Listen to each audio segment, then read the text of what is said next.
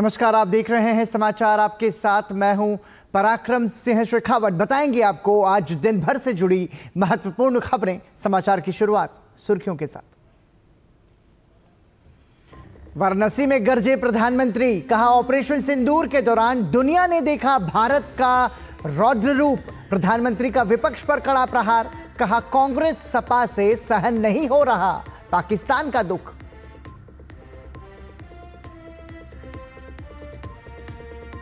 प्रधानमंत्री ने काशी में किया करीब 2200 करोड़ रुपए की विकास परियोजनाओं का शिलान्यास और उद्घाटन।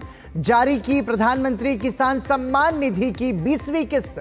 प्रधानमंत्री ने सभी से स्वदेशी का संकल्प लेने का किया आग्रह।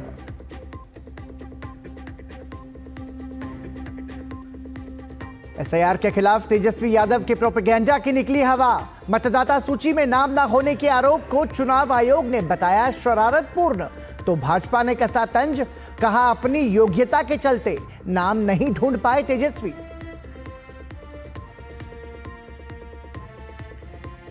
अरुण जेटली पर राहुल गांधी के बयान पर भाजपा का करारा जवाब, कहा दिवंगत हस्तियों के नाम पर झूठ फैलाने का कर रहे हैं असंवेदनशील काम।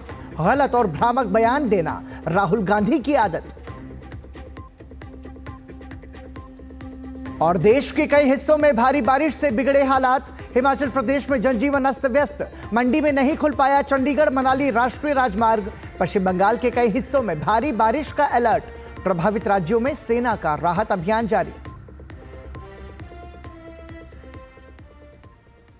और सुर्खियों के बाद खबरों पर नजर डालते हैं विस्तार से। ऑपरेशन सिंदूर की सफलता का श्रेय सैन्य बलों के साथ देश की एकता के जज्बे को देते हुए प्रधानमंत्री नरेंद्र मोदी ने कहा कि आतंकियों और उनके रहनुमाओं का सामना करते समय भारत शिव के रुद्र रूप में सामने आता है। उन्होंने कहा कि ऑपरेशन सिंदूर से कुछ लोगों को तकलीफ हुई, कांग्रेस और उनके सहयोगियों को यह दुख दे रहा है। जब आतंक और अन्याय होता है तब हमारे महादेव रुद्र रूप धारण करते हैं। ऑपरेशन सिंदूर के दौरान दुनिया ने भारत का यही रूप देखा है। भारत पर जो वार करेगा वो पाताल में भी नहीं बचेगा। आपने वो तस्वीरें देखी होगी कैसे हमारे ड्रोन्स, हमारे मिसाइल्स ने सटीक वार करके आतंक के हेडक्वार्टर्स को खंडहर बना दिया। दुर्भाग्य से ऑपरेशन सिंदूर की सफलता पर हमारे देश के कुछ लोगों को भी पेट में दर्द हो रहा है। ये कांग्रेस पार्टी और उनके चेले चपाटे, उनके दोस्त इस बात को पचा नहीं पा रहे कि भारत ने पाकिस्तान के आतंकी ठिकानों को तबाह कर दिया। भारत के स्वदेशी हथियारों की ताकत पूरी दुनिया ने देखी है। हमारे एयर डिफेंस सिस्टम, हमारी स्वदेशी मिसाइलें, स्वदेशी ड्रोन्स, इन्होंने आत्मनिर्भर भारत की ताकत को साबित किया है। खासकर हमारी ब्रह्मोस मिसाइलें, इनकी दहशत भारत के हर दुश्मन के भीतर भर गई है। पाकिस्तान में कहीं यूं ही ब्रह्मोस आवाज आ जाए ना तो नींद नहीं आती। प्रधानमंत्री नरेंद्र मोदी आज अपने संसदीय क्षेत्र वाराणसी पहुंचे तो काशी को हजारों करोड़ रुपयों की विकास परियोजनाओं की सौगात दी। प्रधानमंत्री नरेंद्र मोदी ने देश के करोड़ों किसानों को सम्मान निधि का तोहफा भी दिया। प्रधानमंत्री मोदी ने देश की जनता से स्वदेशी अभियान का संकल्प लेने की अपील की। उन्होंने कहा कि वर्तमान में विश्व अस्थिरता के दौर से गुजर रहा है। 10:56 का समय जब प्रधानमंत्री नरेंद्र मोदी वाराणसी की सेवापुरी में बने मंच पर उपस्थित हुए। स्वागत, सत्कार और अभिनंदन की तमाम औपचारिकताओं के बाद उन्होंने अपने संसदीय क्षेत्र वाराणसी के लिए लगभग 2200 करोड़ रुपए की कई विकास परियोजनाओं का शिलान्यास और उद्घाटन किया, जो शहर के बुनियादी ढांचे, शिक्षा, स्वास्थ्य सेवा, पर्यटन, शहरी विकास, सांस्कृतिक विरासत से जुड़े हुए हैं। प्रधानमंत्री ने कहा कि ये विकास परियोजनाएं दिव्य काशी, समृद्ध काशी के निर्माण को गति देंगे।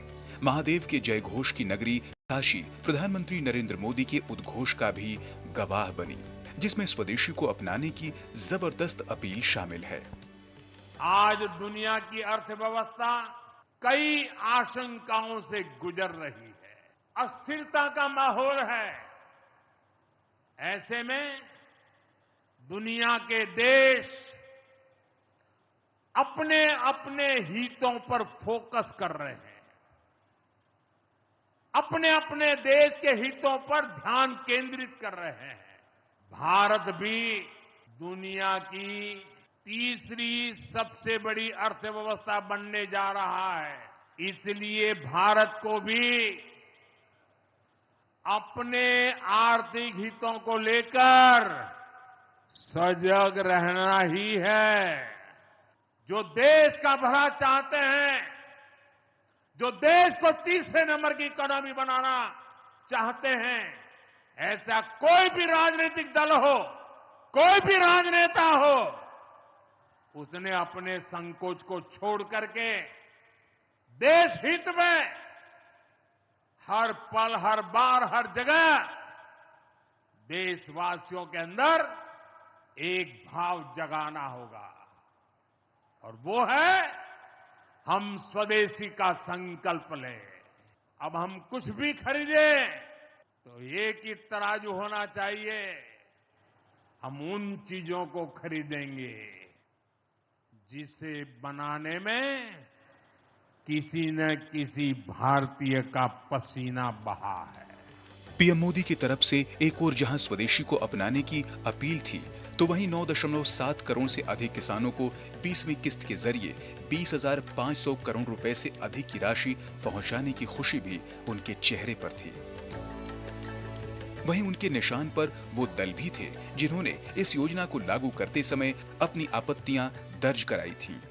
2019 में जब पीएम किसान सम्मान निधि शुरू हुई थी, तब सपा, कांग्रेस जैसे विकास विरोधी लोग, विकास विरोधी दल कैसी कैसी अफवाहें फैला रहे थे, लोगों को गुमराह कर रहे थे, किसानों को उलझन में डालते थे। कोई कहता था मोदी भले योजना लाया, लेकिन 2019 का चुनाव जाएगा, ये सब बंद हो जाएगा। इतना ही नहीं, मोदी ने जो पैसा अभी जमा किया है ना, वो भी वापस निकाल देगा। कैसा झूठ बोलते हैं।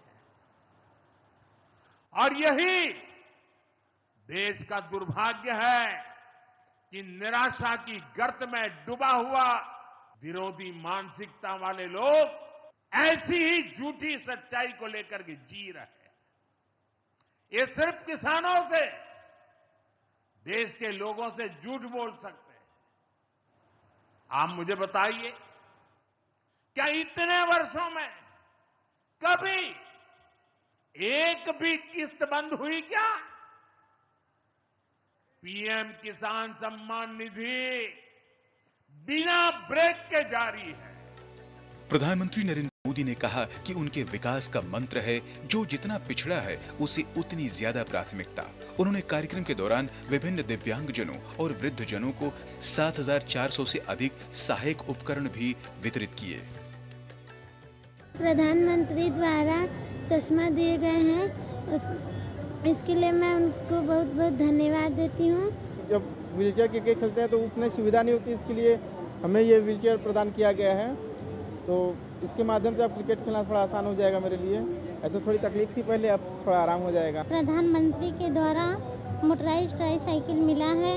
मैं प्रधानमंत्री जी को कोटि कोटि धन्यवाद करती हूँ और हमारे एलिम्को के मैम और सर को भी मैं धन्यवाद करती हूँ, जो कि उनके द्वारा हमें प्रोवाइड किया गया है। मैं मोटराइज्ड ट्राईसाइकिल के द्वारा अपना काम आसानी से कर सकती हूँ। प्रधानमंत्री ने काशी संसद प्रतियोगिता के अंतर्गत विभिन्न कार्यक्रमों और प्रतियोगिताओं के लिए पंजीकरण पोर्टल का भी उद्घाटन किया, जिसमें स्केचिंग प्रतियोगिता, पेंटिंग प्रतियोगिता, फोटोग्राफी प्रतियोगिता, खेलकूद प्रतियोगिता, ज्ञान प्रतियोगिता और रोजगार मेला शामिल हैं। महादेव के उद्घोष के बिना काशी अधूरी है और किसी कार्यक्रम के आयोजन की कल्पना तो इससे परे है। प्रधानमंत्री नरेंद्र मोदी इस परंपरा के बड़े संवाहक हैं।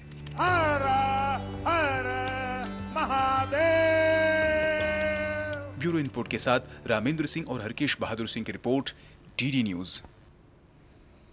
प्रधानमंत्री किसान सम्मान निधि की 20वीं किस्त पाकर बिहार के किसान बेहद खुश हैं। वैशाली जिले के किसान इंद्रजीत और पटना जिले के अनुज यादव ने किसान सम्मान निधि के लिए प्रधानमंत्री नरेंद्र मोदी का आभार जताया और कहा कि इससे उन्हें खेती के कामकाज में मदद मिलेगी। किसान योजना से 2000 के सालियाना आते हैं, 6000 पड़ता है। ये खेती बाड़ी होते हैं, उसी में लगाते हैं पैसा। धन्यवाद उनको देते हैं प्रधानमंत्री को। प्रधानमंत्री योजना से जो किसान वाला है वो मिलता है तो हम लोग को बड़ी सुविधा होता है। हम चाहते हैं कुछ प्रधानमंत्री जी इसमें और बढ़ोतरी करें।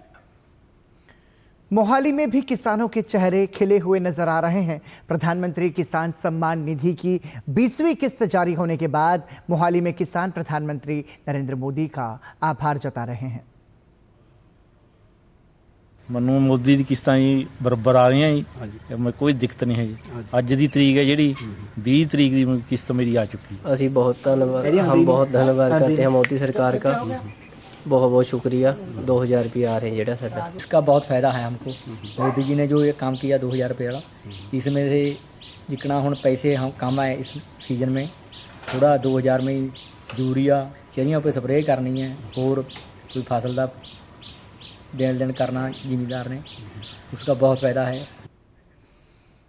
उत्तर प्रदेश के मेरठ में प्रधानमंत्री किसान उत्सव दिवस कार्यक्रम का आयोजन किया गया, जिसमें केंद्रीय कृषि राज्य मंत्री रामनाथ ठाकुर प्रधानमंत्री नरेंद्र मोदी के किसान सम्मान निधि की 20वीं किस्त जारी करने के कार्यक्रम में डिजिटल माध्यम से जुड़े। इस पर कृषि राज्य मंत्री रामनाथ ठाकुर ने कहा कि प्रधानमंत्री ने जो किसानों के लिए कार्य किया है वो अद्भुत है। आज किसान सम्मान निधि की 20वीं किस्त से मेरठ के किसान बहुत खुश हैं। प्रधानमंत्री किसानों के लिए जो काम किया है अद्भुत किया है। मैं मेरठ की तरफ से और उत्तर प्रदेश की जनता की तरफ से उन्हें बधाई देना चाहता हूँ। किसान को कोई देखता नहीं था, इसके तरफ कोई ध्यान नहीं देता था। प्रधानमंत्री जी ध्यान दिया और 20वां किस्त जो आज दिया है तो किसान तो प्रफुल्लित होंगे ही, खुश होंगे ही। वहीं किसान उत्सव दिवस कार्यक्रम में शामिल किसानों ने कहा कि प्रधानमंत्री नरेंद्र मोदी ने 10 वर्ष पहले किया हुआ वादा पूरा करके दिखाया। प्रधानमंत्री ने कहा था कि किसानों की आय दुगुनी करेंगे, जो आज उन्होंने करके दिखाया है। इस योजना से हम किसानों को खेती करने में बहुत सहायता मिलती है।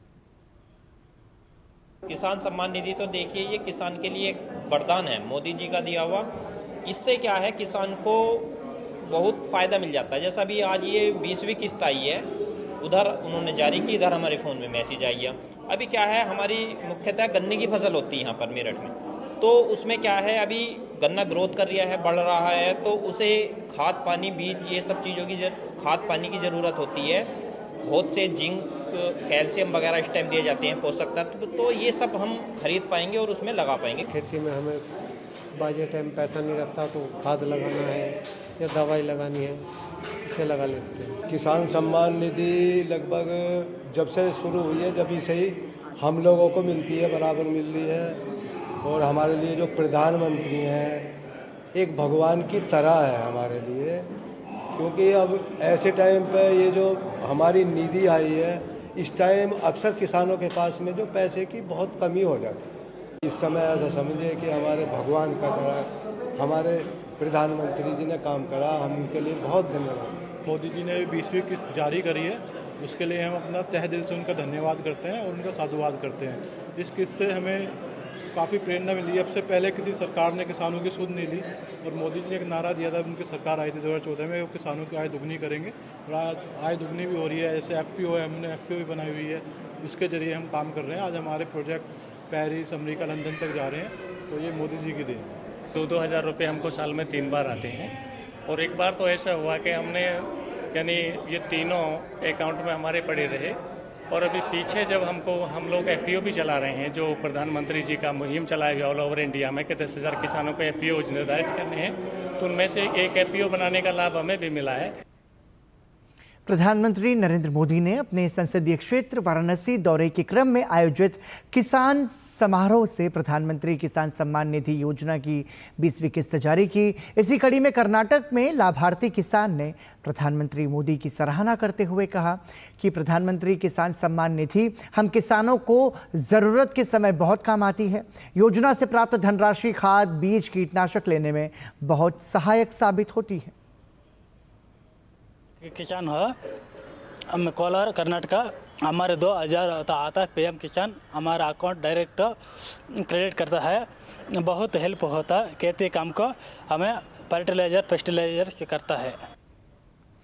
बिहार में वर्ष के अंत में होने वाले विधानसभा चुनाव से पहले चुनाव आयोग ने विशेष गहन पुनरीक्षण के बाद मतदाता सूची जारी कर दी है। चुनाव आयोग ने बिहार के सभी 243 विधानसभा क्षेत्र के कुल 90,712 मतदान केंद्रों की प्रारूप निर्वाचक नामावलियां सभी 38 जिला निर्वाचन पदाधिकारियों द्वारा सभी मान्यता प्राप्त राजनीतिक दलों को उपलब्ध करा दी गई हैं। वहीं मतदाता सूची से हटाए गए मतदाताओं की सूची भी राजनीतिक दलों को सत्यापन के लिए प्रदान की गई है। राज्य की सभी 12 मान्यता प्राप्त राजनीतिक पार्टियों के जिला अध्यक्षों द्वारा नामित लगभग 1.60 lakh booth level agent SIR प्रक्रिया में भाग ले रहे हैं और फील्ड में सक्रिय भूमिका निभा रहे हैं। चुनाव आयोग ने मतदाताओं में जागरूकता लाने के लिए समाचार पत्रों, टेलीविजन और सोशल मीडिया के माध्यम से विज्ञापन जारी किए हैं।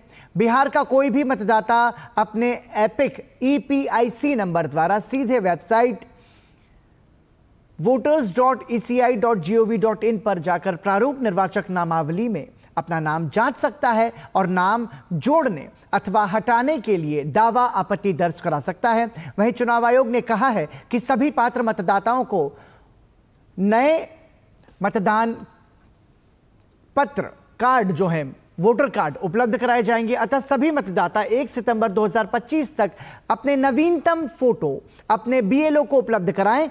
इसी बीच 1 जुलाई से 1 अक्टूबर 2025 के बीच 18 वर्ष की आयु पूरी कर रहे युवाओं के नाम जोड़ने के लिए विशेष अभियान चलाया जा रहा है। बिहार में कल ही मतदाता सूची का नया ड्राफ्ट जारी किया था, जिसके बाद आज RJD नेता तेजस्वी यादव ने अपना नाम मतदाता सूची से कटने का दावा किया है, जिसके बाद चुनाव आयोग और पटना के DM ने तेजस्वी यादव के नाम वाली मतदाता सूची जारी करके तेजस्वी के दावे को खारिज कर दिया। भले ही तेजस्वी का नाम मतदाता सूची में मिल गया है, लेकिन एक नया विवाद इससे शुरू हो गया है, क्योंकि तेजस्वी यादव और चुनाव आयोग ने जो एपिक नंबर बताए हैं वो दोनों अलग अलग हैं। इस मुद्दे पर जमकर सियासत भी देखने को मिल रही है। तेजस्वी अपने बयान पर घिर गए हैं तो भाजपा समेत NDA के नेताओं ने तेजस्वी को जमकर घेरा है। बिहार में वोटर लिस्ट के गहन पुनरीक्षण के बाद चुनाव आयोग ने 1 अगस्त को वोटर लिस्ट का नया ड्राफ्ट जारी किया था, जिसके बाद विपक्षी दल नई वोटर लिस्ट में कमियां निकालने का काम कर रहे हैं। RJD नेता तेजस्वी यादव ने पटना में प्रेस वार्ता करके दावा किया था कि उनका नाम नई लिस्ट में नहीं है, वो कैसे चुनाव लड़ेंगे। ये एप्लीकेशन है, मेरा भी नहीं है, हम चुनाव कैसे लड़ेंगे। अभी तो देखिए, ये चुनाव आयोग का एप्लीकेशन है, और मेरा ईपीआईसी नंबर हमने इसमें डाला है। तेजस्वी के इस दावे को झूठ करार देते हुए चुनाव आयोग ने नए ड्राफ्ट की विस्तृत जानकारी साझा की और स्पष्ट किया कि तेजस्वी यादव का नाम वोटर लिस्ट में है। आयोग ने बयान जारी करके कहा है कि हमारे संज्ञान में आया है कि तेजस्वी यादव ने एक शरारतपूर्ण दावा किया है कि उनका नाम ड्राफ्ट मतदाता सूची में नहीं है। उनका नाम ड्राफ्ट मतदाता सूची में क्रमांक 416 पर दर्ज है। इसलिए यह दावा कि उनका नाम ड्राफ्ट मतदाता सूची में शामिल नहीं है झूठा और तथ्यात्मक रूप से गलत है। तेजस्वी यादव का झूठ पकड़े जाने के बाद उन्होंने अपना बूथ बदले जाने की बात कही, लेकिन पटना के जिलाधिकारी ने तथ्यों के साथ कहा है कि तेजस्वी का नाम उसी बूथ में शामिल है जहां वो वोट करते रहे हैं। माननीय नेता प्रतिपक्ष का नाम बिल्कुल है। एक तो नाम नहीं रहने की दावा बिल्कुल गलत है। जिस बूथ में वो वोट करते थे उसी बूथ पर अभी भी उनका नाम कायम है। जो एपिक नंबर हमारा पास उपलब्ध है, जो गहन पुनरीक्षण के पहले उनके नाम के साथ जुड़ा हुआ एपिक नंबर, वो एपिक नंबर उनके द्वारा भी सेम एपिक नंबर को 2020 के विधानसभा चुनाव में समर्पित किया गया। तेजस्वी के झूठे दावों को लेकर एनडीए नेता उन्हें घेर रहे हैं और तेजस्वी पर आरोप लगा रहे हैं कि वो बिना सबूतों के आयोग पर आरोप लगाकर राजनीति कर रहे हैं। तेजस्वी जी ऐसा ही राजनीति करते रहते हैं ना, तथ्यों से उनको कोई लेना देना नहीं है।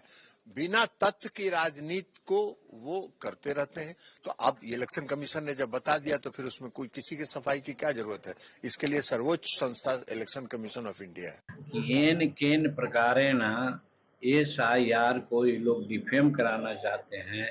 वो लोग जानते हैं कि झूठ बात को 100 बार कहिए तो लोग सच्चा मान जाएंगे। इस नीति से वो लोग चल रहे हैं। जैसा पिता वैसा पुत्र।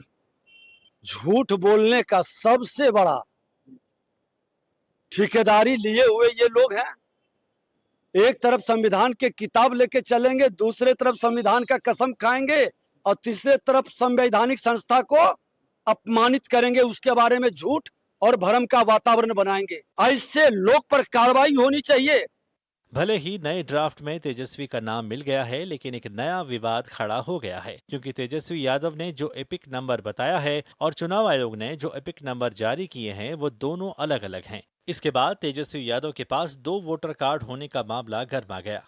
चुनाव आयोग ने बयान जारी करके कहा है कि बिहार में वोटर लिस्ट का नया ड्राफ्ट जारी होने के 24 घंटे बीत जाने के बाद भी किसी भी राजनीतिक दल ने अभी तक किसी भी नाम को जोड़ने या हटाने के लिए एक भी आपत्ति दर्ज नहीं कराई है। आयोग ने साथ ही कहा कि जुलाई 2025 से अक्टूबर 2025 तक 18 साल की आयु पूरे करने वाले युवाओं को जोड़ने का अभियान भी जारी है, जिसके तहत बीते 24 घंटे में बिहार में 3223 युवाओं ने अपना नाम दर्ज कराने का आवेदन दिया है। इस बीच निर्वाचन आयोग ने बूथ स्तर के अधिकारियों का पारिश्रमिक दोगुना करने की घोषणा की है। इसके साथ ही मतदाता सूचियों की तैयारी और पुनरीक्षण में शामिल BLO की प्रोत्साहन राशि में भी वृद्धि करने का निर्णय लिया गया है। चुनाव आयोग ने पहली बार EROS और AEROS को मानदेय देने का भी फैसला किया। बूथ लेवल अधिकारी BLO को अब 6,000 रुपए की जगह 12,000 रुपए मिलेंगे। वहीं मतदाता सूची के पुनरीक्षण के लिए BLO को प्रोत्साहन राशि 1,000 रुपए से 2,000 रुपए कर दी गई है। BLO पर्यवेक्षक को मिलने वाली राशि 12,000 रुपए से बढ़ाकर 18,000 रुपए कर दिए गए हैं। निर्वाचक रजिस्ट्रीकरण अधिकारी को 30,000 रुपए और सहायक निर्वाचक रजिस्ट्रीकरण अधिकारी को 25,000 रुपए मिलेंगे। जहां एक और चुनाव आयोग देश के लोकतंत्र को और मजबूत करने के लिए वोटर लिस्ट के पुनरीक्षण का काम कर रहा है, तो वहीं इस काम को करने वाले कर्मियों को पर्याप्त राशि देकर उनके काम को सम्मान भी दे रहा है। लेकिन बिहार में जारी वोटर लिस्ट में गहन पुनरीक्षण की प्रक्रिया पर राजनीति जारी है। Bureau report, DD news. Rahul Gandhi ने एक बार फिर से विवादित बयान दिया है। राहुल गांधी ने पूर्व केंद्रीय मंत्री स्वर्गीय अरुण जेटली पर किसान कानूनों के मुद्दे पर धमकाने का आरोप लगाया है। राहुल के बेबुनियाद आरोपों के बाद अरुण जेटली के पुत्र और भाजपा ने जमकर उन्हें घेरा है। भाजपा ने कहा है कि किसान कानून 2020 में आए, लेकिन उससे पहले ही 2019 में अरुण जेटली की मृत्यु हो चुकी थी, तो राहुल गांधी कैसे तथ्यहीन आरोप लगा सकते हैं? यह पहली बार नहीं है जब राहुल गांधी ने विवादित बयान दिया। इससे पहले भी कई बार राहुल गांधी विवादित बयान देकर अपनी राजनीतिक किरकिरी कराते रहे हैं। अरुण जेटली पर गलत बयानबाजी करके फंसे राहुल गांधी। राजनीतिक लाभ के चक्कर में तथ्य भूल गए नेता प्रतिपक्ष। दिवंगत अरुण जेटली पर लगाया धमकाने का आरोप।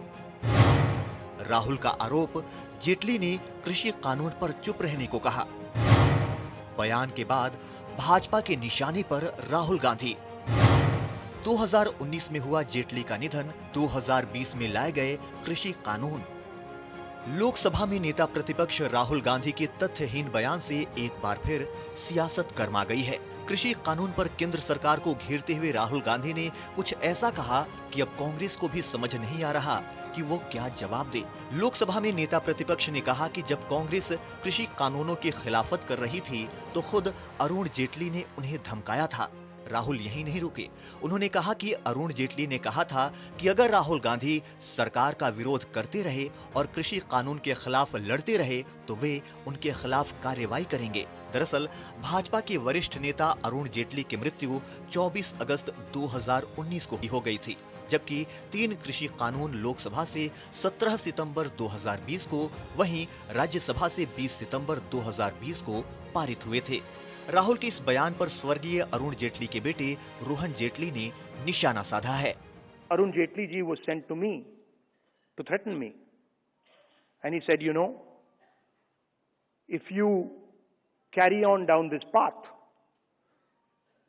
opposing the government, fighting us on the farm laws, we will have to act against you.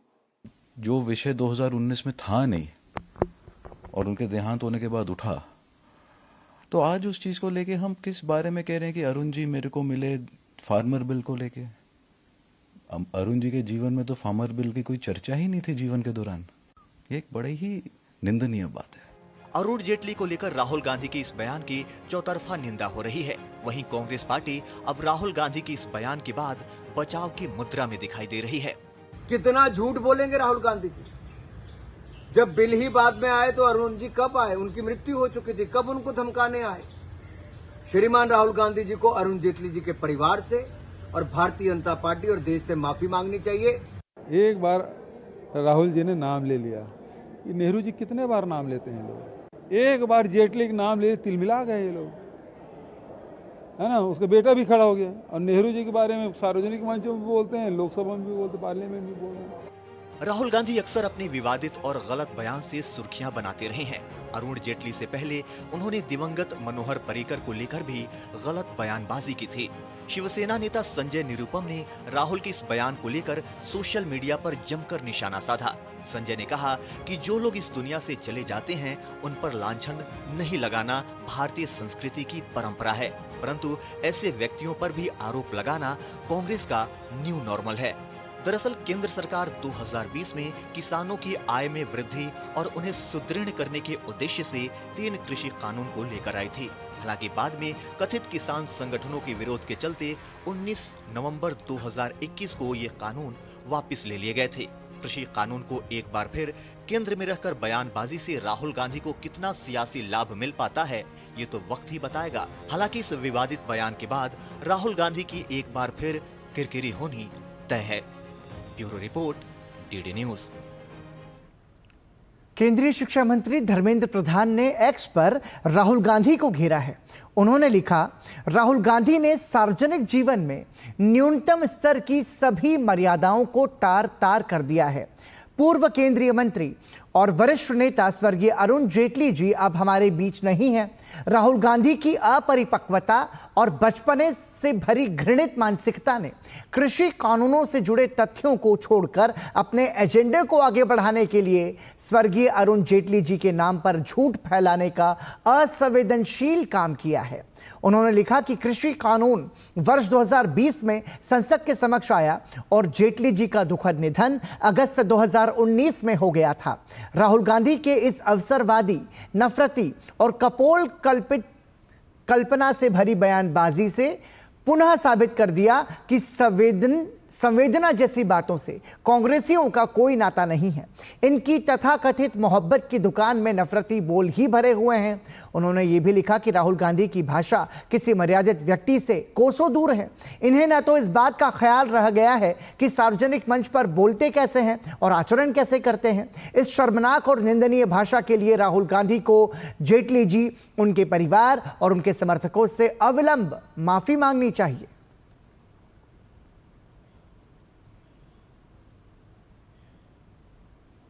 स्वतंत्रता दिवस की संध्या पर राष्ट्रपति द्रौपदी मुर्मू द्वारा डॉक्टर जे.एस. अरोड़ा को राष्ट्रपति भवन में आयोजित होने वाले एट होम कार्यक्रम में सम्मिलित होने के लिए विशेष निमंत्रण भेजा गया है। यह निमंत्रण भारतीय डाक विभाग के माध्यम से भेजा गया। डॉक्टर अरोड़ा ने यह कहा कि निमंत्रण मिलना न केवल उनके कार्यों की सराहना है, बल्कि यह पूरे समाज के लिए प्रेरणा का स्रोत भी है। राष्ट्रपति भवन जैसे ऐतिहासिक स्थल पर आमंत्रित होना अत्यंत गौरव की बात है। डॉक्टर अरोड़ा ने इस सम्मान को प्राप्त कर स्वयं को गर्वित और कृतज्ञ महसूस किया है। इस तरह का इनविटेशन आना ये सच में बहुत बड़ी मेरे लिए एक सम्मान की बात है और मैं इसके लिए धन्यवाद देना चाहूँगा राष्ट्रपति, माननीय राष्ट्रपति जी को, कि उन्होंने ऐसा अवसर मुझे दिया है कि मैं उनसे आके मिलूँगा और स्पेशली खास निमंत्रण मिला है, ये और भी बड़ी बात है। इसके आने के बाद मतलब मेरी एक रिस्पॉन्सिबिलिटी, जिम्मेदारी और बढ़ जाती है कि ताकि समाज के प्रति और जितना अच्छा काम किया है इसके तो वो मैं करूँ ताकि समाज में लोगों को फ़ायदा हो। मेरा मुख्य काम तो रहा है कि हेल्थ केयर के ऊपर, खासतौर से ब्लड डिसऑर्डर के ऊपर, तो इससे और जितना अच्छा कर सकूँगा, जो खासतौर से हमारे थैलेसीमिया बच्चे हैं उनके लिए कितना और फ़ायदा हो सकता है या थैलेसीमिया को रोकथाम में हम क्या हेल्प कर सकते हैं, उसमें और ज़्यादा मैं कोशिश करूँगा। राष्ट्रपति द्रौपदी मुर्मू ने पुदुचेरी की ट्रांसजेंडर नेता गिरिजा नायक को, जो प्रधानमंत्री आवास निर्माण योजना के तहत घर बनाकर समाज सेवा कर रही हैं, 15 अगस्त को दिल्ली में आयोजित होने वाले स्वतंत्रता दिवस समारोह में भाग लेने के लिए आमंत्रित किया है। भारतीय डाक विभाग ने उनके घर जाकर उन्हें निमंत्रण सौंपा है। निमंत्रण पर ट्रांसजेंडर नेता गिरिजा नायक ने अपनी खुशी व्यक्त की है और राष्ट्रपति का आभार व्यक्त किया है। ट्रांसजेंडर नेता गिरिजा नायक पुदुचेरी राज्य के अरियांगुप्पम की रहने वाली हैं। गिरिजा 10 वर्षों से भी अधिक समय से समाज सेवा कर रही हैं। इतना ही नहीं, गिरिजा अपने घर पर ट्रांसजेंडर महिलाओं को गलत रास्ते पर जाने से रोकने के लिए उन्हें शिक्षा और प्रशिक्षण दे रही हैं। राष्ट्रपति से सम्मान दिए जाने पर गिरिजा नायक ने कहा कि वो ट्रांसजेंडर्स को सही राह दिखाने और उन्हें भटकने से बचाने के लिए विभिन्न प्रयास कर रही हैं। उन्होंने कहा कि उन्हें खुशी और गर्व है कि राष्ट्रपति ने उन्हें 15 अगस्त को दिल्ली में आयोजित होने वाले स्वतंत्रता दिवस समारोह में भाग लेने के लिए आमंत्रित किया है। उन्होंने भारतीय डाक विभाग को भी धन्यवाद दिया।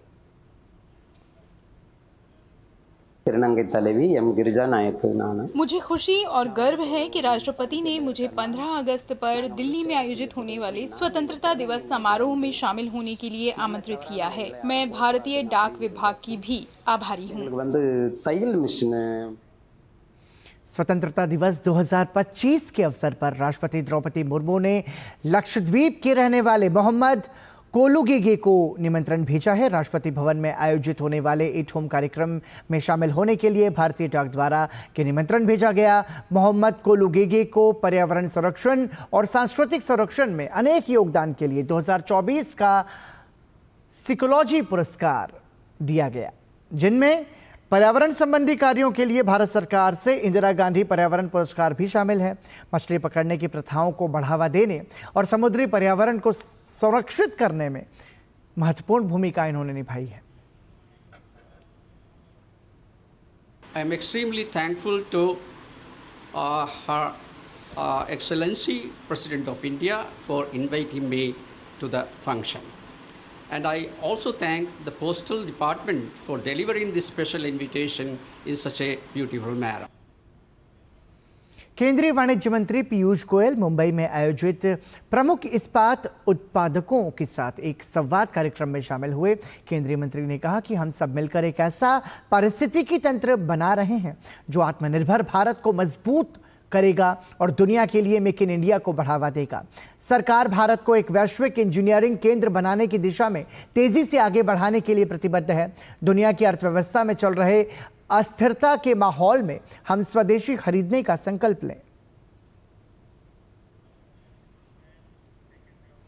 केंद्रीय शिक्षा मंत्री धर्मेंद्र प्रधान ने श्रीनगर में चिनार पुस्तक मेले का उद्घाटन किया। ये मेला राष्ट्रीय पुस्तक न्यास और राष्ट्रीय उर्दू भाषा संवर्धन परिषद द्वारा आयोजित किया गया। इस अवसर पर जम्मू कश्मीर और लद्दाख सातत्य और संबद्धता का ऐतिहासिक वृत्तांत पुस्तक के कश्मीरी संस्करण का भी लोकार्पण किया गया। उन्होंने कहा कि यह आयोजन 2 से 10 अगस्त तक चलेगा और राज्य के विद्वानों, छात्र छात्राओं और साहित्य, कला और संस्कृति के अनुयायियों के बीच उत्साह भरने का काम करेगा।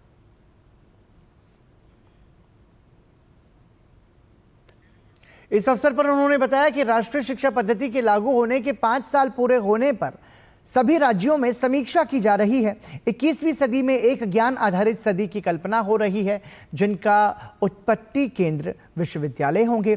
सभी राज्यों के विश्वविद्यालयों को इसके लिए तैयार किया जाएगा। मैं एक रिव्यू के लिए आया हूं।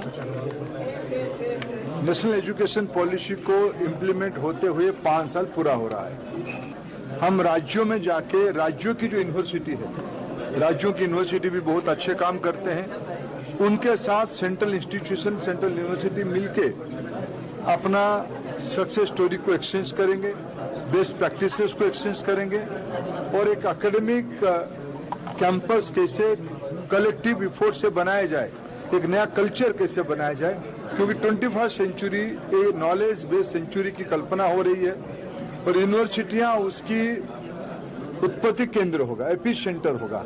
एक नया एकेडमिक कल्चर राज्य में हम शुरू करें। ये रिसर्च टीचिंग यूनिवर्सिटी के रूप में काम कर रहा है, रिसर्च यूनिवर्सिटी के नाम पे काम कर रहा है। ये आने वाले दिनों में इनोवेशन यूनिवर्सिटी के रूप में काम करे। यही एक नई रणनीति, नई अपेक्षा के साथ हम लोग आज यहाँ मिले हैं। कश्मीर में, जम्मू में, लद्दाख रीजन में तेजी से काम बढ़ी है और हमारी दायित्व है यहाँ के जो नई राज्य सरकार बनी है उनको साथ देते हुए भारत सरकार जम्मू कश्मीर में और तेजी से काम करेगी। भारतीय जनता पार्टी के ओबीसी मोर्चा ने हैदराबाद के इंदिरा पार्क धरना चौक पर महाधरना का आयोजन किया। ये प्रदर्शन स्थानीय निकाय चुनावों में पिछड़ा वर्ग के लिए 42% आरक्षण की मांग को लेकर हुआ, जो संविधान के अनुच्छेद 243 D6 और 73वें और 74वें संशोधनों के तहत अनिवार्य है। इस मौके पर तेलंगाना भाजपा अध्यक्ष एन रामचंद्र राव और केंद्रीय मंत्री जी किशन रेड्डी ने कार्यकर्ताओं, बीसी समुदाय और समर्थकों को संबोधित किया। उन्होंने मुख्यमंत्री रेवंत रेड्डी के नेतृत्व वाली कांग्रेस सरकार पर सामाजिक न्याय की अनदेखी करने का आरोप लगाया। भाजपा नेताओं ने बीसी आरक्षण में 10% हिस्सा मुस्लिम समुदाय को देने के प्रयास को असंवैधानिक बताते हुए इसकी आलोचना की। पूर्व सांसद कृष्णैया ने कहा कि डॉक्टर भीमराव अंबेडकर द्वारा रचित संविधान धर्म आधारित आरक्षण की अनुमति नहीं देता और सुप्रीम कोर्ट पहले भी ऐसे निर्णयों को रद्द कर चुका है। केंद्रीय मंत्री जी किशन रेड्डी ने केंद्र सरकार की योजनाओं जैसे राष्ट्रीय पिछड़ा वर्ग आयोग को संवैधानिक दर्जा, जस्टिस रोहिणी आयोग और प्रधानमंत्री विश्वकर्मा योजना का उल्लेख करते हुए पिछड़ा वर्ग कल्याण के प्रति सरकार की प्रतिबद्धता दोहराई। शुक्रवार को AFHQ सिविलियन दिवस के अवसर पर रक्षा मंत्री राजनाथ सिंह ने विकसित भारत एट 2047 कर्मचारियों के विचार पुस्तक और संवाद पत्रिका का विमोचन किया। विकसित भारत @2047 पुस्तक में सेना मुख्यालयों और अंतर सेवा संगठनों में तैनात विभिन्न रैंकों के सिविलियन कर्मचारियों द्वारा लिखे गए 40 लेख शामिल हैं। संवाद पत्रिका के 32वें अंक में सिविलियन कर्मचारियों के यात्रा वृत्तांत शामिल हैं। रक्षा मंत्री ने वायुसेना मुख्यालय सिविलियन कार्मिकों को खेल जैसे विभिन्न क्षेत्रों में उनकी उपलब्धियों के लिए पुरस्कार प्रदान किए। आकाशवाणी संचार का सबसे किफायती और सुदृढ़ माध्यम है। महाकाल की नगरी उज्जैन में आगामी सितंबर माह से आकाशवाणी स्टूडियो की शुरुआत होने जा रही है।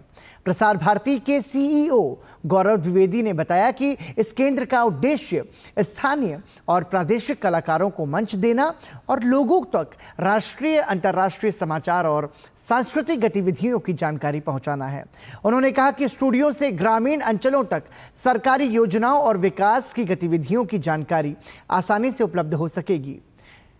प्रसार भारती के सीईओ गौरव द्विवेदी ने कहा कि सिंहस्थ कुंभ 2028 के दृष्टिगत उज्जैन स्टूडियो का महत्व और भी बढ़ जाता है, जिसमें देश विदेश से करोड़ों श्रद्धालुओं के उज्जैन पहुंचने की संभावना है। उन्होंने बताया कि अगले 3 से 4 सप्ताह में स्टूडियो प्रोग्रामिंग की सभी तैयारियां पूरी कर ली जाएंगी। आधुनिक तकनीक से लैस ये स्टूडियो मालवांचल की सांस्कृतिक पहचान को और मजबूत करेगा। हम लोगों का ये प्रयास है कि अगले 3 से 4 सप्ताह में आकाशवाणी उज्जैन केंद्र के नाम से हमारा एक प्रसारण बनकर के तैयार हो जाए।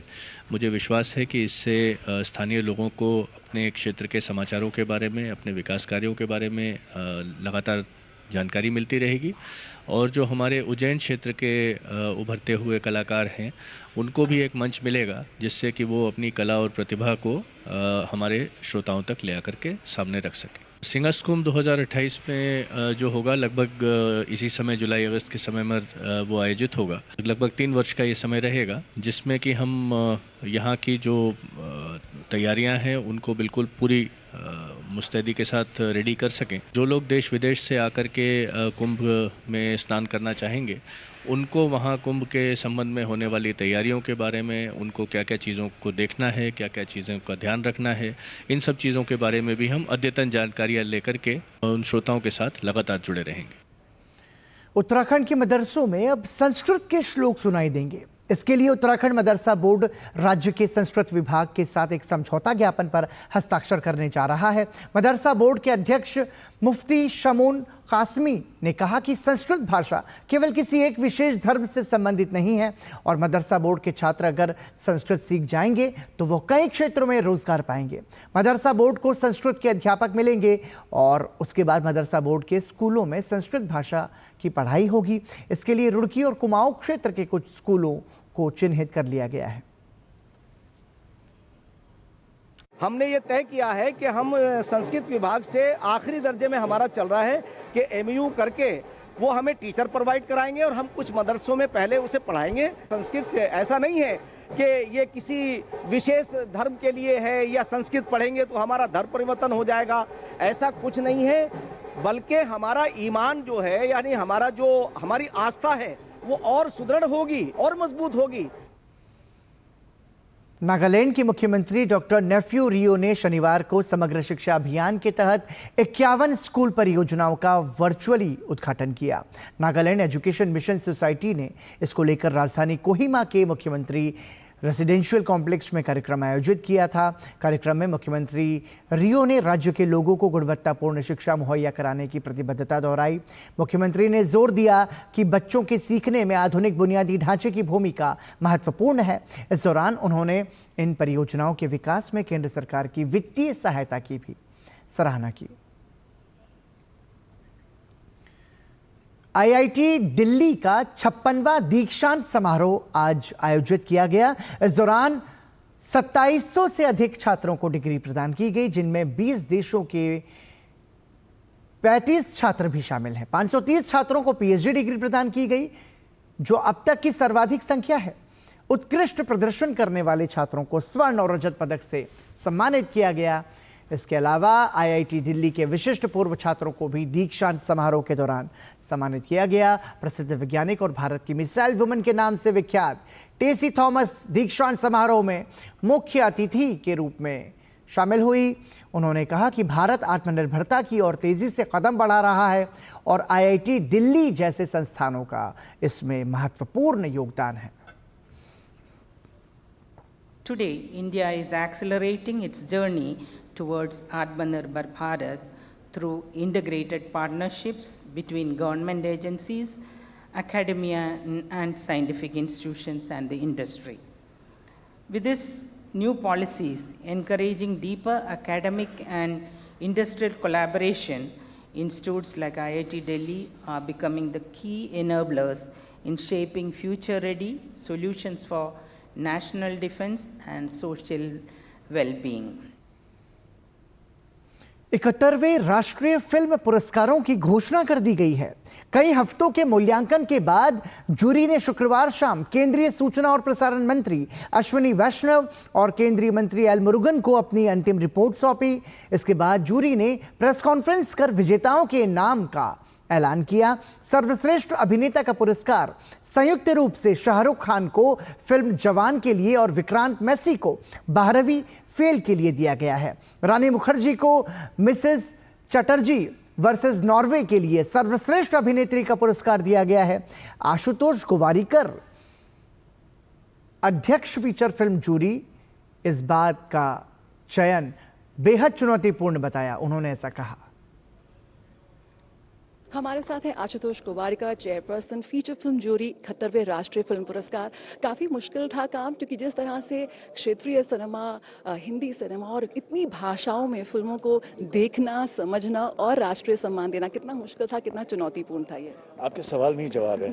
बहुत ही मुश्किल था, क्योंकि इतनी रेंज थी थॉट्स की, आइडियाज़ की, कहानियाँ इतनी अलग अलग रेंज की थी, और हर स्टेट में जो उनकी जो एंटरटेनमेंट वैल्यूज़ हैं, उनकी जो सोशल, कल्चरल, पॉलिटिकल पोजीशनिंग है, उसको मद्देनज़र रखते हुए on a pan India level we had to make our selections. बहुत मुश्किल था, but I was backed by a very very strong jury. इतने सारे प्रोफेशनल्स थे फ्रॉम एवरी स्टेट, तो हमारे डेलिब्रेशंस, डिस्कशंस बहुत हुए हर फिल्म पे, because ultimately this is such an award, the national film award makes careers also. Hindi cinema काफ़ी प्रमुखता से इस बार उभरा है। अगर हम सर्वश्रेष्ठ पुरस्कारों की बात करें, शाहरुख खान के साथ आपका बहुत ही पुराना नाता रहा है। बात करें और स्वदेश आपकी शाहरुख के करियर की भी सबसे सर्वश्रेष्ठ फिल्मों में से मानी जाती है। किस तरह से देखना, कितने लंबे करियर के बाद शाहरुख ने अपना पहला राष्ट्रीय सम्मान जीता और आपने उसकी घोषणा की है? आई एम वेरी फॉर्चुनेट कि ये हुआ, but yes it is true that इतने सालों में उसे नेशनल अवार्ड नहीं मिला था इतने लंबे करियर में। बट वो ऐसी बात है कि कभी कभी वो it's the whole, you know, every jury has its own brain and has its own way of selecting films. And ये साल शाहरुख के लिए 2023 बहुत ही महत्वपूर्ण रहा, बिकॉज उसकी 3 फिल्में थी। एंड जवान obviously became a natural choice, because उसने 2 किरदार निभाए हैं और हिस्ट्रियोनिक्स बहुत वाइड है उसमें। So it became very, unanimous for the jury that Shahrukh gets it this year. यकीनन एक बार फिर भारत की सर्वश्रेष्ठ फिल्में अंतर्राष्ट्रीय, जिस तरह से अंतर्राष्ट्रीय मंच पर धमाल मचा रही है, उसकी एक झलक कहीं ना कहीं इन राष्ट्रीय फिल्म पुरस्कारों में साफ नजर आती है। कैमरा पर्सन राजेश रिक्की के साथ जया सिन्हा, डीडी न्यूज। नई दिल्ली के फिल्म सभागार में देशभक्ति पर आधारित फिल्म ये है मेरा वतन की विशेष स्क्रीनिंग की गई। इस फिल्म का निर्माण निर्देशक और अभिनेता मुश्ताक पाशा ने किया है। पूर्व विधायक डॉक्टर विजय जोली के नेतृत्व में दिल्ली स्टडी ग्रुप नामक संस्था ने इसका प्रदर्शन करवाया। इस फिल्म में पाकिस्तान प्रायोजित आतंकवाद को समाप्त करने के लिए सर्जिकल स्ट्राइक जैसी कार्रवाई को एकमात्र समाधान बताया गया है। इससे पहले इस संगठन ने फिल्म कश्मीर फाइल्स की भी स्क्रीनिंग कराई थी। स्क्रीनिंग में दिल्ली प्रदेश भाजपा अध्यक्ष वीरेंद्र सचदेवा, ग्राफिसाइट्स के चेयरमैन मुकेश गुप्ता, संघ प्रचारक इंद्रेश कुमार, अभिनेत्री मृदुला महाजन समेत कई गणमान्य लोग मौजूद रहे।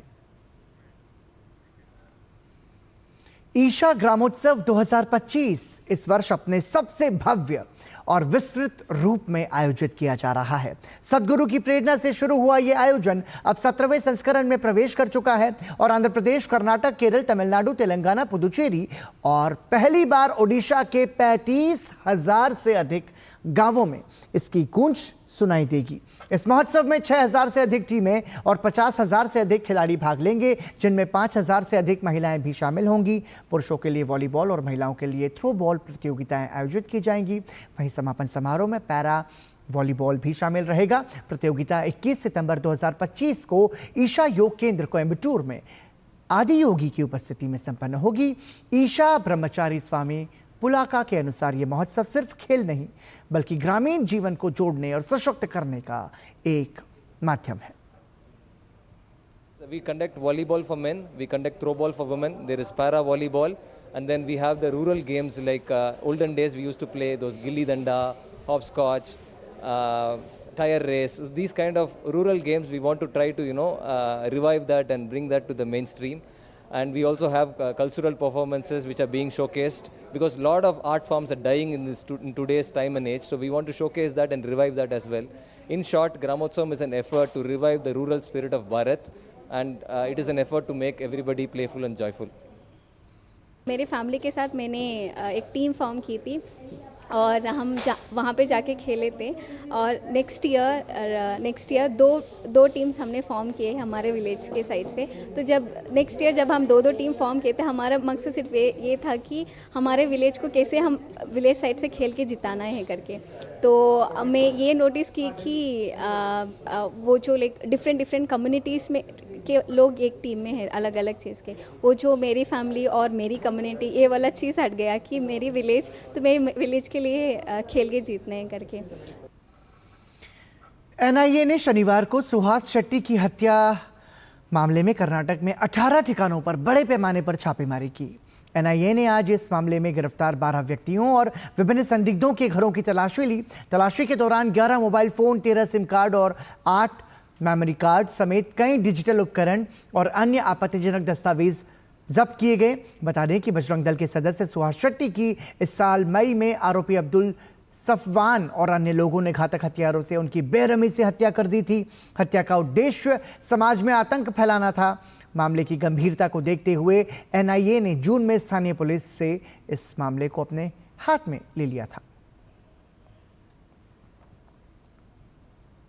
और 15 अगस्त से पहले दिल्ली पुलिस को एक बड़ी सफलता हासिल हुई है। दिल्ली पुलिस की क्राइम ब्रांच टीम ने ऐसे गिरोह का भांडाफोड़ किया है जो बड़े पैमाने पर अवैध हथियार बनाकर उसे विभिन्न राज्यों में बेचता था। क्राइम ब्रांच को जांच के दौरान यह पता चला कि पिछले 2 वर्षों में बड़ी संख्या में सिंगल शॉट पिस्टल का निर्माण किया गया था और दिल्ली और एनसीआर क्षेत्र में सक्रिय अपराधियों द्वारा इसे बेचा गया था। क्राइम ब्रांच ने इस मामले में आरोपियों के कब्जे से देसी पिस्टल, राइफल और हथियार बनाने में इस्तेमाल होने वाले विभिन्न औजारों सहित भारी मात्रा में अवैध हथियार बरामद किए हैं और इसके मुख्य आरोपी बिलाल खान सहित 5 लोगों को गिरफ्तार किया गया है। 15 अगस्त से ठीक पहले दिल्ली पुलिस की क्राइम ब्रांच ने एक इंटरस्टेट जो आर्म्स बनाते थे उनके पूरे गैंग का भांडाफोड़ किया। क्या कुछ था, इस पर बात करेंगे डीसीपी हर्ष चंदौरा जी से। हमारे यहाँ पे एक्सटॉर्शन का केस रजिस्टर हुआ था क्राइम ब्रांच में कुछ दिन पहले। उसमें जो सोर्स ऑफ वेपन जो निकल के आया था उसमें बिलाल नाम का एक व्यक्ति था जो कि डीग राजस्थान का रहने वाला है। तो उसमें हमें जब वहाँ हम डीग राजस्थान में पहुँचे और हमने जब रेड करी तो हमारे पास काफ़ी सारे वेपन भी रिकवर हुए। इसमें अभी तक टोटल वेपन जो हमारे रिकवर हो चुके हैं उनका नंबर 18 पहुंच चुका है। तो ये पहले भी बिलाल पर नज़र थी, जब आपने इसको पकड़ने की कोशिश करी थी भाग गया था, फिर भी ये इस तरह से कर रहा था, तो कैसे इसकी टिप मिली आपको? ये लोग ट्रक्स को रोकते थे जो अंतर्राज्यीय चल रहे हैं या फिर दिल्ली में भी चल रहे हैं, अलग अलग जगह पे इसको रोक के हथियार दिखा के उनको डरा के धमका के एक्सटॉर्शन करते थे और ये सोर्स ऑफ इनकम बनाया हुआ था इन्होंने रेगुलर। और दूसरा एक हमारा कुछ समय पहले एक बड़ा जखीरा हमने 13 हथियारों का पकड़ा था, वो भी डीग राजस्थान से था, हमारी क्राइम ब्रांच की टीम ने पकड़ा था। तो उसमें जब एक और उसमें सोर्स हमने जब पहुंचे हम लोग, उसमें भी 5-6 अरेस्ट करने के बाद, तो उसमें भी एक जो पीछे एक सोर्स का नाम बिलाल का आया था। जो ये फैक्ट्री चलाते थे, किस तरह की फैक्ट्री थी इन्होंने बना रखी थी, उसकी जानकारी कैसे मिली? ये फैक्ट्री जो है ये एक पहाड़ी नाम का एरिया है दीग में ही, और वहाँ पे ये लोग एक कच्चे एरिया में झील के किनारे में जो दिखा हमने सेटअप, वहाँ पर ये लोग इन्होंने सेटअप करा हुआ था। तो उसमें अभी झील में जैसे पानी भर गया था तो इन्होंने अपने जो जितने भी औजार थे हथियार बनाने के वो कट्टे में भर के ज़मीन में छुपा देते हैं ये लोग, गड्ढा बनाकर। पिछली बार भी हमें एक बाल्टी में इनके सारे औजार मिले थे और इस बार भी उसी बिल्कुल सेम मॉडस ऑपरेंडी में इनका जो हमें कार्यशैली दिखी। बहुत बहुत शुक्रिया हमसे बात करने के लिए। कैमरामैन गौरव गिरी के साथ में Mukesh Shukla, DD news Delhi. Monsoon इन दिनों कई राज्यों में मुसीबत बनकर बरस रहा है। पहाड़ी राज्यों में भारी बारिश और भूस्खलन से जानमाल को नुकसान हो रहा है तो कई रास्ते भी बंद हो गए हैं। इधर मैदानी राज्यों में कई नदियों में बाढ़ आने से हालात खराब हो गए हैं।